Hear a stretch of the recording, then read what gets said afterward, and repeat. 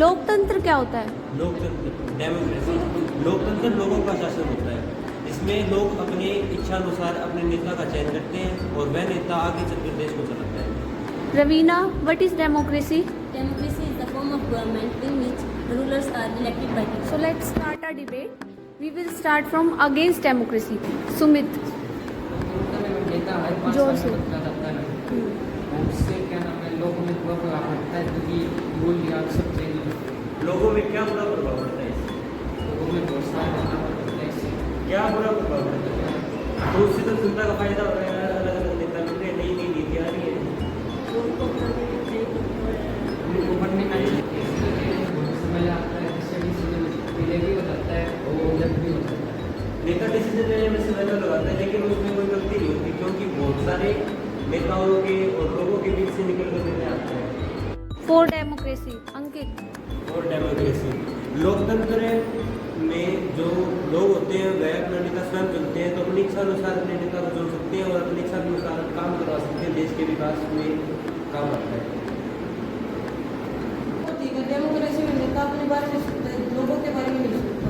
Democracy में नेता अपने बारे में सोचता है लेकिन लोगों ने उसे वोट दिया है वह अपने सुझावों से सामने प्रस्तुत कर सकते हैं, उससे जवाब मांग सकते हैं भाई ये काम मैंने क्यों नहीं किया। Democracy enhances the dignity of citizens. Dignity of citizen कैसे होती है डेमोक्रेसी? इसलिए हर पर्सन के पास वोट देने का अधिकार होता है। One person one vote.